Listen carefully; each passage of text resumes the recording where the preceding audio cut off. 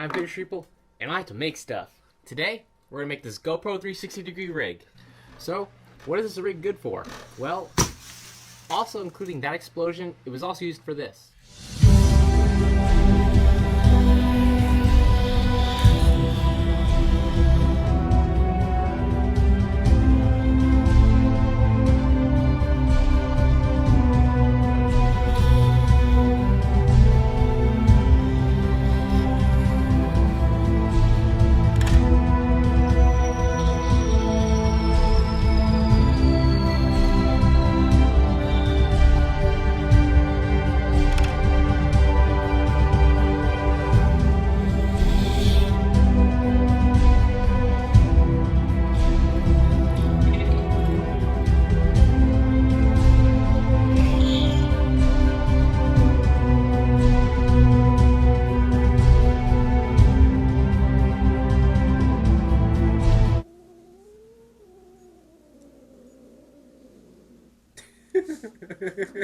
This work is good. It's kind of funny.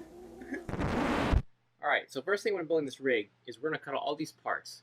What I'm going to lay out for you is the exact dimensions of the parts that I use for this rig. So here they are.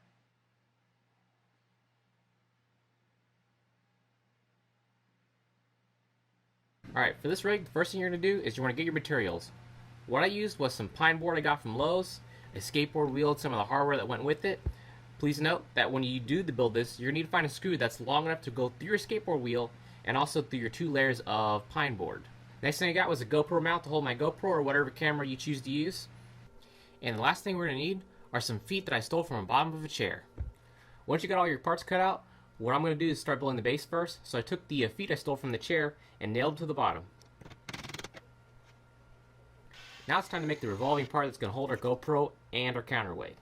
Once I cut it out, I put it on the skateboard wheel, but the problem was the hole saw I used was a little bit too big. When I put the arm on there was a little bit of play, so I took some electrical tape, wrapped around the side, and then pressed the arm on.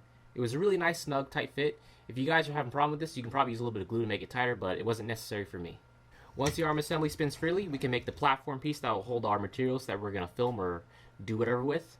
So, I cut out a circle on out of some wood, put it on the top, but before I did that, I flipped it over and drilled it out again. But the drill bit that I used was pretty significantly smaller, so I could use the bolt that's holding the assembly together to kind of tap it by turning upside down and slowly but surely pressing and turning until I got the screw to hold the top piece on. It's important that you do this really slowly because you're cutting threads into the wood so it holds on the top plate. Once you got the GoPro attached, we need to go ahead and balance this thing so it spins freely because right now it's heavy on one side. So I found a D battery that worked out for me. It's similar in weight, but it was just a little bit too heavy. So I'm going to go to my drawer and let's see what I can find. No, it doesn't work. Oh, these work better.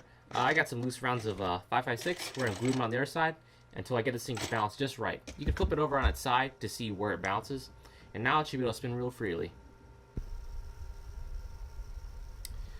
And that's it. You're done. Go try this rig out. Let me know if you guys make this thing and leave a like or comment below. You know, do your typical YouTube things. Like and subscribe. And that's it. Video's over.